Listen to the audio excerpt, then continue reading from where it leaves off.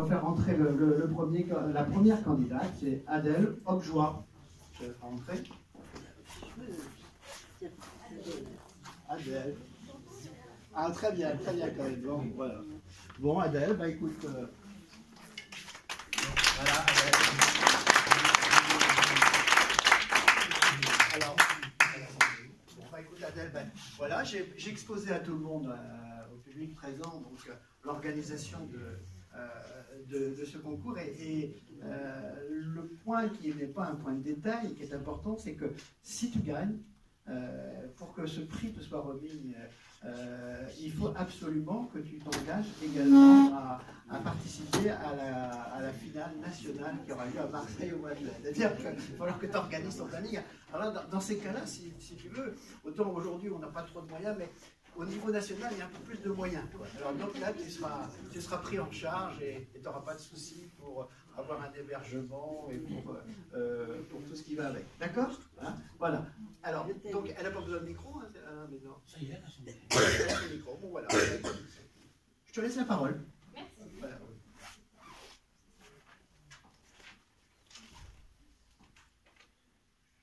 Mesdames, Messieurs, dimanche 18 septembre, au beau milieu de la nuit, je me suis réveillée en sursaut, le cœur battant, avec une seule idée en tête. Suis-je une bonne personne? À cette torturante question, une réponse m'est venue à l'esprit. Oui. Ouf. Et après tout, c'est vrai. Je me lève chaque matin pour aller étudier. Je dis bonjour avec le sourire au boulanger. Je partage mon goûter et j'aide les sans-abri dès que j'en ai la possibilité. Je pouvais alors me rendormir apaisée, rassurée sur ma bonne éducation, ma bonne volonté et mon altruisme. Mais quelques semaines plus tard, une affiche a frappé mes yeux au CDI.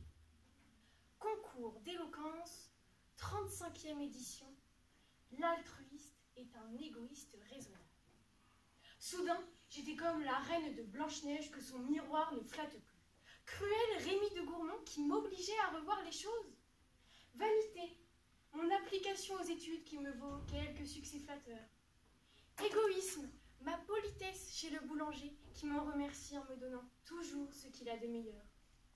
Égoïsme, mon goûter partagé pour asseoir mon aura de bonne camarade. Égoïsme, l'attention toute relative que je porte aux sans-abri pour savourer en toute bonne conscience le confort de mon adolescence protégée. Faut-il alors considérer l'égoïsme comme une fatalité inexorable? Avant Rémi de Gourmont, La Rochefoucauld au XVIIe siècle a lui aussi dénoncé l'égoïsme caché en disant par exemple « Nous aurions souvent honte de nos plus belles actions si le monde voyait tous les motifs qui les produisent. » Mais selon Rémi de Gourmont, il y a en tout cas deux types d'égoïstes, les raisonnables et les déraisonnables. Les premiers, consciemment ou non, cachent au moins leur égoïsme sous une façade d'altruisme. Les seconds ne s'embarrassent pas de ça et vivent leur égoïsme au gros jour. Eh bien, je crois qu'en faisant cette distinction, Rémi de Gourmont nous invite à penser aux conséquences les plus positives de l'égoïsme raisonnable, c'est-à-dire de l'altruisme. Car il y a, comme nous allons le voir, un cercle vertueux de l'altruisme, une contagion du bien, une chaîne des solidarités qui sont les éléments précieux d'une société harmonieuse. Souvenez-vous, mesdames et messieurs, de la colombe de La Fontaine, qui sauve une fourmi de la noyade. Quelle âme charitable, quel altruisme, mais surtout, la colombe vient d'enclencher l'engrenage du bien. Lorsqu'un certain croquant qui marchait les pieds nus menace la colombe de son arbalète, la fourmi le pique au talon et sauve à son tour la colombe. L'altruisme fait naître autour de lui l'altruisme. Et en l'occurrence, la partie d'altruisme se joue ici à deux. Mais voici par la voix d'un petit rongeur qui a bercé mon enfance, et peut-être aussi la vôtre, un cercle vertueux d'altruisme qui s'élargit. Écoutez, écoutez bien. Le père Castor nous raconte une histoire. Par un jour de neige, le petit lapin trouve une carotte et la porte à son voisin, le petit cheval. Le petit cheval la porte au mouton, qui, à son tour, la porte au petit chevreuil. Et ce dernier n'a rien de plus pressé que de la porter au petit lapin. Ah, les bons amis, on les dirait contaminés par l'altruisme, chacun oubliant qu'il pourrait faire des réserves et négligeant le froid de la neige pour n'avoir qu'une seule idée en tête. Peut-être mon voisin a-t-il besoin de cette carotte, et sans tarder. Contagieux, donc, l'altruisme est aussi, je crois bien, inguérissable, pour la simple et bonne raison qu'il rend heureux celui-là même qui le fait agir. Mais que vois-je à cet instant dans vos regards? Vous doutez? C'est vrai, une fillette de 16 ans qui veut vous entraîner dans le monde enfantin des fables et des contes naïfs et merveilleux, mais quelle audace, quelle inconscience! Eh bien, voici quelqu'un de sérieux qui croyait aux vertus de l'altruisme, au point d'être même le créateur du mot, et d'en faire le pilier de son système philosophique, le positivisme. Auguste Comte définissait l'espèce humaine comme une immense et éternelle unité sociale, dans laquelle est à l'œuvre le sentiment qui nous inspire la volonté sincère et habituelle de faire le bien. Or, avant d'inventer le mot altruisme et de se faire le chantre du vivre pour autrui, en mars 1827, Auguste Comte tenta de se suicider en se jetant dans la Seine. Un garde royal le sauva. Eut-il, comme la fourmi, l'occasion de sauver son sauveteur? Peut-être pas, mais il donna sa philosophie altruiste à l'humanité. Non moins sérieuse qu'Auguste Comte, Madame Simone Driot, pas du tout fillette de 16 ans mais parisienne, de 93 ans, m'a raconté une étonnante histoire. Monsieur Faure, soldat français prisonnier de guerre en Allemagne, vient de s'évader de son stalag. Il est perdu dans la foule de la gare de Berlin. Soudain, un officier allemand l'aborde et l'emmène à l'écart. Un jour plus tard, Monsieur Faure, qui a voyagé dans une caisse, se retrouve à Paris et l'officier allemand lui souhaite bonne chance. Mais pourquoi m'avez-vous ainsi aidé, sauvé?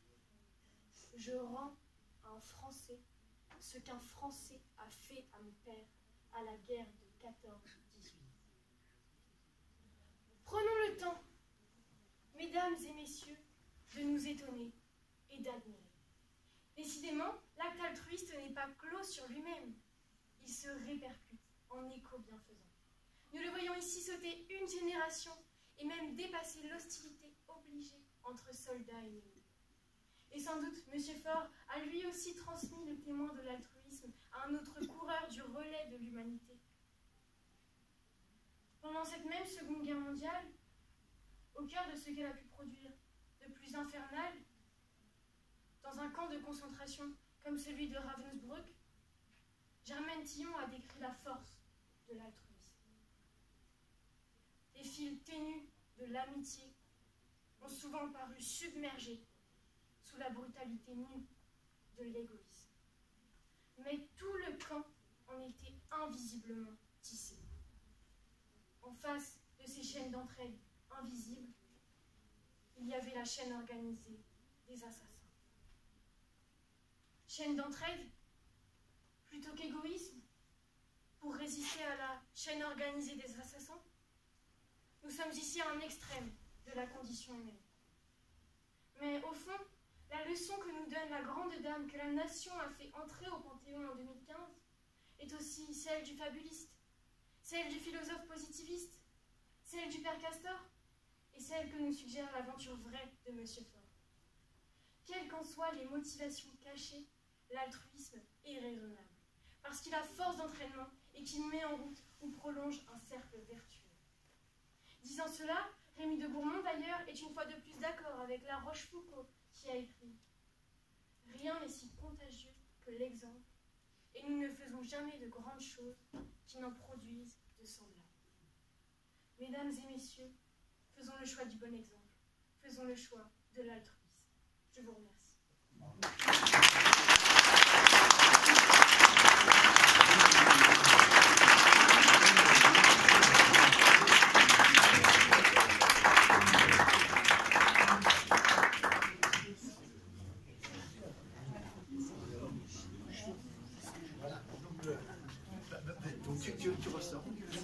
voiture est là. Voilà.